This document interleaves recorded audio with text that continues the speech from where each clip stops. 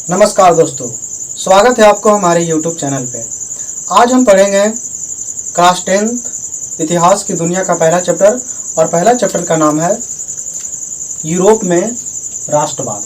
ठीक है, तो हम तो जानेंगे ही अभी कि यूरोप में राष्ट्रवाद क्या है, यह राष्ट्रवाद शब्द की उत्पत्ति कहाँ से हुई और राष्ट्रवाद शब्द का मतलब क्या होता है। ये सारी बातों को हम बेहतर से देखेंगे। लेकिन इतिहास को पढ़ने से पहले अगर आप इतिहास का कोई भी पॉइंट अगर आप बताना चाहते हैं तो आपको उसे पीछे जाना पड़ेगा। ठीक है, पहले तो हम यह जानेंगे कि ये राष्ट्रवाद शब्द यूरोप में आया कहाँ से। ठीक है, उसकी बात हम पहले करते हैं। तो अभी जो हम लिखेंगे वो आप अभी नहीं लिखेंगे, जब हम आपको बताएंगे कि कहाँ से लिखना है तब आप लिखना शुरू करेंगे। जैसे आप जब क्लास 9th में थे, ठीक है, जब आप क्लास 9th में थे तो इतिहास की दुनिया में शुरुआती के 3 चैप्टर को देखिए। पहला चैप्टर का नाम था भौगोलिक खोज, भौगोलिक खोज। ठीक है, और दूसरा चैप्टर का नाम था अमेरिकी स्वतंत्रता संग्राम।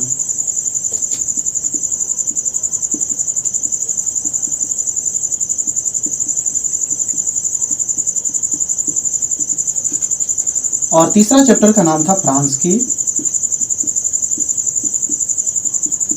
क्रांति। और ये तीनों का परिणाम था विश्व युद्ध, विश्व युद्ध। ठीक है, और इसी तीनों के परिणाम से एक शब्द और आएगा, राष्ट्रवाद। ठीक है, अब देखेंगे कि इन्हीं तीनों की वजह से राष्ट्रवाद शब्द कैसे आ गया। ठीक है, तो इसे समझने के लिए थोड़ा सा हम पीछे जाते हैं। जब आप भौगोलिक खोज पढ़ रहे होंगे तो आपके गुरुजी बेहतर बताए होंगे कि यूरोप में एक बहुत बड़ा साम्राज्य था। कहाँ? यूरोप में। ठीक है, और आप जानते हैं यूरोप में एक महादेश है। यूरोप में एक बहुत बड़ा साम्राज्य था जिसका नाम था कैरोलिंगियन साम्राज्य, कैरोलिंगियन साम्राज्य। ठीक है, यूरोप में एक साम्राज्य चलता था जिसका नाम था कैरोलिंगियन साम्राज्य। और कैरोलिंगियन साम्राज्य के जो महान राजा हुए उसका नाम था सालरमा। सालरमा अपने राज्य को बड़ा ही बेहतर तरीका से चला रहा था। समय बीतता गया, लेकिन एक समय ऐसा आता है कि ये कैरोलिंगियन साम्राज्य पूरी तरह से पतन हो जाता है। पतन हो जाने का मतलब क्या है कि ये कैरोलिंगियन साम्राज्य जो अपने राज्य को विस्तार किए हुए था, वे सब राज्य धीरे धीरे अलग होते जाते हैं और इस तरह से अपने ही एरिया में गृह युद्ध फैल जाता है, लोग अपने में ही टूट जाते हैं। ठीक है, इस तरह से कैरोलिंगियन साम्राज्य का पतन हो जाता है। ऐसा माना जाता है कि पूरे यूरोप में कैरोलिंगियन साम्राज्य एक महान साम्राज्य था। वहाँ का ज्ञान, विज्ञान और कला काफ़ी फेमस था, मतलब काफ़ी प्रसिद्ध था। लेकिन जैसे ही कैरोलिंगियन साम्राज्य का पतन हो गया तो ऐसा माना जाता है कि यूरोप में एक युग आ गया एक तरह से। उस युग का नाम था अंधकार युग, अंधकार युग। क्योंकि इस साम्राज्य का पतन होने से ऐसा नहीं था, अंधकार का मतलब यह नहीं है कि वहाँ सूर्य नहीं उग रहा था ना, ऐसा कोई मतलब नहीं है। अंधकार का मतलब ये हुआ कि यहाँ जो ज्ञान, विज्ञान, कला, ये सारी बातें जो थी वो सब समाप्त हो गई और किसी भी राष्ट्र या किसी भी देश का कोई अपना ज्ञान, विज्ञान और कला नहीं होता है तो वह देश फिर काहे का देश। ठीक है, मतलब एक तरह से कह सकते हैं वह देश अंधकार में चला गया। इसी तरह से यूरोप अंधकार युग में चला गया था। अब इस अंधकार युग से निकलने के लिए लोग अलग अलग देश दुनिया को ढूंढना शुरू किए। ठीक है, और वही देश दुनिया को ढूंढने की प्रक्रिया को कहा गया भौगोलिक खोज। और भौगोलिक खोज मतलब भूमि का खोज। ठीक है, भूमि का खोज। और भूमि का खोज का मतलब यह नहीं कि क्या भूमि कहीं खोया हुआ था ना, मतलब अगर कोई व्यक्ति यूरोप में था, यूरोप महादेश में, तो उसको एशिया महादेश के बारे में जानकारी नहीं था। तो यूरोप के महादेश, जब यूरोप में अंधकार युग आया तो लोग अपने ज्ञान को प्राप्ति के लिए या अपने ज्ञान को किसी और को बांटने के लिए अलग अलग देशों में जाना शुरू कर दिए। ठीक है, तो इस प्रक्रिया से एक प्रथा चल गई या एक प्रक्रिया चल गई जो था भौगोलिक खोज। और भौगोलिक खोज में सबसे बढ़ चढ़कर अगर कोई देश ने हिस्सा लिया तो वो था स्पेन और पुर्तगाल। स्पेन और पुर्तगाल दो ऐसे देश थे जो भौगोलिक खोज में काफ़ी बढ़ चढ़कर हिस्सा लिए, मतलब देश दुनिया को ढूंढने में काफ़ी आगे थे ये दो देश। और ख़ास बात तो ये है कि स्पेन और पुर्तगाल के जो राजा थे वे भी मदद करते थे अपने नाविकों को देश दुनिया को ढूंढने के लिए। हाँ, ये अलग बात है कि आगे चलकर हम भौगोलिक खोज को इस रूप में जानते हैं कि लोग अलग अलग देशों की खोज इसलिए कर रहे थे ताकि उसे एक अच्छा मार्केट मिल जाए, यानी बाजार। आप क्लास 9 के इतिहास में बेहतर पढ़े होंगे कि अलग अलग देशों की क्यों खोज की जा रही थी, ताकि अपने देश को सामान को वहाँ से बेच सके और वहाँ के सामान को अपने देश में लाके उचित दामों पर बेहतर तरीका से बेचकर मुनाफा कमा सके। लेकिन हम यहाँ पर इस मुद्दे को ध्यान में रख के पढ़ेंगे कि यूरोप में अंधकार युग चल रहा था, इसलिए लोगों ने भौगोलिक खोज करने की प्रक्रिया शुरू हुई। और जब भौगोलिक खोज की प्रक्रिया इतनी प्रचंड हो गई कि इंग्लैंड जैसा देश इसमें काफ़ी बढ़ चढ़ कर हिस्सा लिया और दुनिया ढूंढने में काफ़ी आगे आ गया। वही में उन्होंने अमेरिका को कब्जे में ले लिया। ठीक है, और जब उन्होंने अमेरिका को कब्जे में लिया तो अमेरिका में एक संग्राम हुआ जिसका नाम रखा गया अमेरिकी स्वतंत्रता संग्राम। मतलब ये कि अमेरिका के लोगों को यह बात बहुत जल्दी समझ में आ गई कि इंग्लैंड के लोग अमेरिका पर इंग्लैंड कब्जा किए हुए था। ठीक है, अमेरिका के लोगों को यह बात बेहतर समझ में आ गई कि इंग्लैंड के लोग हमें अपने कब्जे में ले लिए हैं और हमें अपने तरीके से चला रहे हैं। इसलिए वहाँ की जनता जागा और जॉर्ज वाशिंगटन की सैनिक अध्यक्षता में 1776 में अमेरिका आज़ाद हुआ।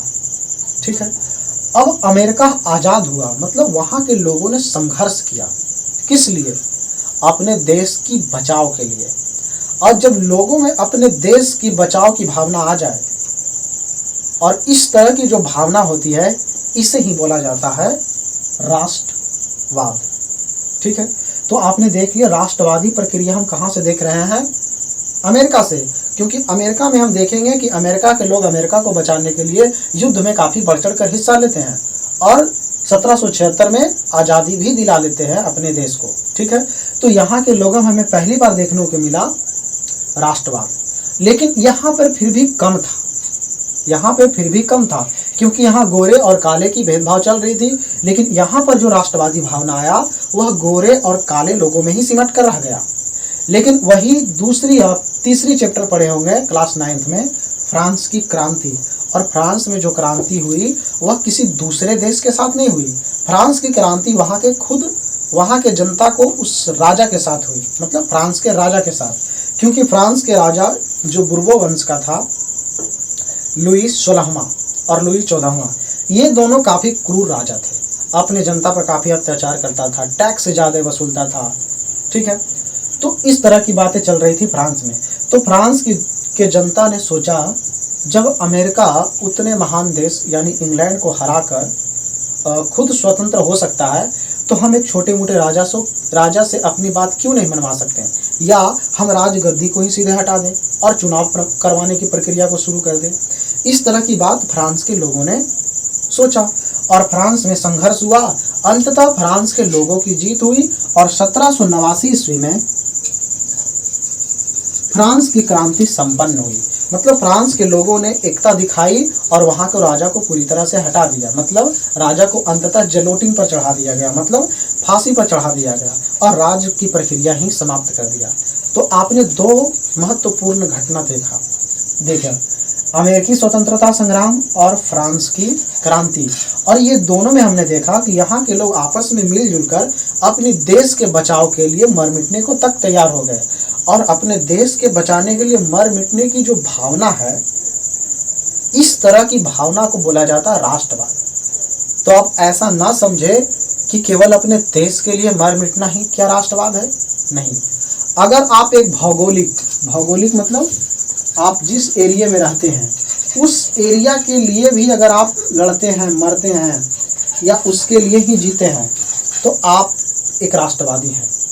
एक संस्कृति, जैसे हिंदू धर्म के लोग हिंदू धर्म के लिए लड़ रहे हैं, मुस्लिम धर्म के लोग मुस्लिम धर्म के लिए लोग लड़ रहे हैं, तो क्या वे लोग राष्ट्रवादी नहीं हैं? वे लोग भी राष्ट्रवादी है। अपने धर्म और संस्कृति के बचाव के लिए लड़ना भी एक प्रकार का राष्ट्रवाद है। ठीक है, और अपने देश के बचाने के लिए तो भाई वो भी एक प्रकार का राष्ट्रवाद ही है।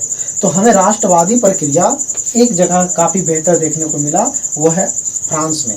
क्योंकि फ्रांस की क्रांति में 3 बेहतर बातें थी: स्वतंत्रता, स्वतंत्रता, समानता और एक बंधुत्व।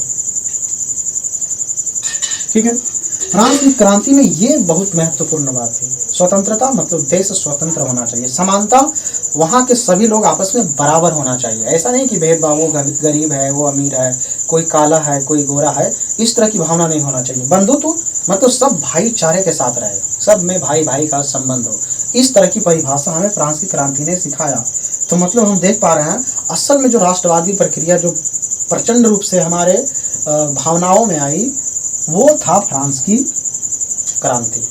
अब सवाल आता है, क्या फ्रांस की क्रांति से पहले भी राष्ट्रवादी भावना लोगों में आई थी? हाँ, आई थी। जब लोग अंधकार युग से निकलकर आगे बढ़ रहे थे, कब? पुनर्जागरण की ओर, मतलब फिर से जागृत हो रहे थे लोग, पढ़ लिख रहे थे लोग और चीज़ों को बेहतर समझ में आ रहा था। तो फ्रांस की क्रांति से भी पहले पुनर्जागरण के समय लोगों में राष्ट्रवादी की भावना बढ़ रही थी। ठीक है। तो उम्मीद है आप इतनी सारी बातों को जानने के बाद आप समझ गए होंगे कि असल में राष्ट्रवाद है क्या। ठीक है। तो एक राष्ट्रवाद का बेहतर सा परिभाषा लिखते हैं और हम क्लास को आगे बढ़ाएंगे। इतनी बातें आप नहीं नोट करेंगे, अब इसके आगे की जो घटना है वहाँ से आप नोट करेंगे। तो चलिए एक राष्ट्रवाद का छोटू सा परिभाषा लिखते हैं।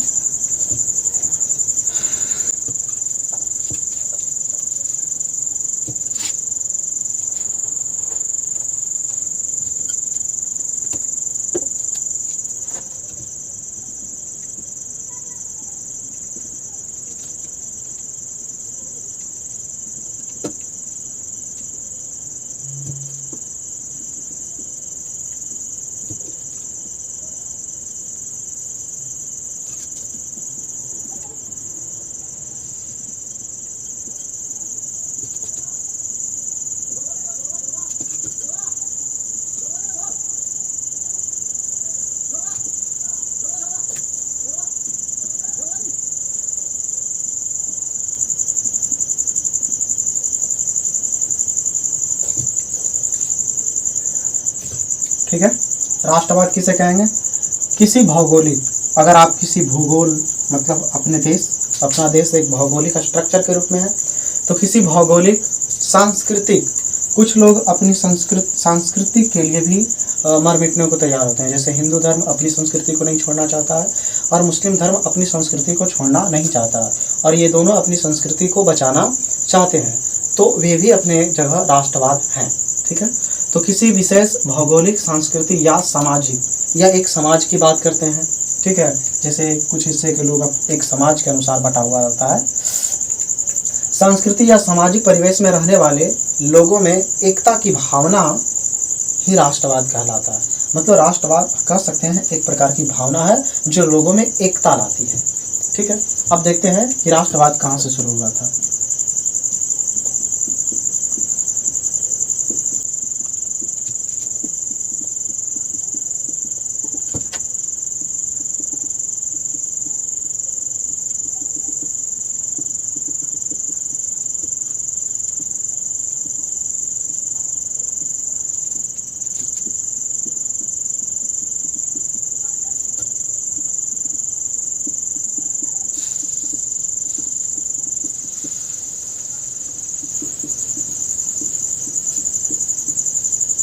ठीक है।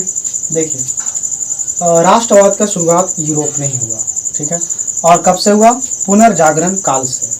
मगर प्रभावी रूप से यह कब देखने को मिला हमें? फ्रांस की क्रांति से। और फ्रांस की क्रांति हुई थी 1789 में। ठीक है। आप हम इस तरह से पॉइंट में ही चीज़ों को लिखवाते हैं, लेकिन जब आप परीक्षा में बैठेंगे तो ऐसे नहीं लिखेंगे आप जैसे हम लिखवा रहे हैं। ठीक है। अगर आपसे पूछ दिया जाए कि आपसे सवाल कैसे पूछा जाएगा, राष्ट्रवाद क्या है, तब ठीक है, ये बेहतर परिभाषा आप लिख सकते हैं। उसके बाद आपसे सवाल किया जाएगा राष्ट्रवाद का शुरुआत कब से हुआ, तो आप कहेंगे पुनर्जागरण काल से। आपसे फिर से सवाल पूछ दिया कि राष्ट्रवाद मुख्य रूप से प्रभावी कब हुआ, तो फ्रांस की क्रांति से। ठीक है। आप बेहतर याद कर लेंगे। आगे बढ़ते हैं। अब राष्ट्रवाद के उदय के कारण क्या जरूरी आन पड़ी कि लोगों में राष्ट्रवादी भावना आ गई। ठीक है। इस बात को हम अभी देखेंगे कि मतलब लोगों के साथ कौन सी ऐसी घटना घटी थी कि लोगों में अपने देश के प्रति या अपने समाज के प्रति या अपने संस्कृति के प्रति बचाव के लिए मर मिटने को लोग तैयार हो गए। मतलब आपस में मिलने को तैयार हो गए, एकता की भावना आ गई। क्या कारण था? तो अभी हम देखेंगे राष्ट्रवाद के उदय के कारण।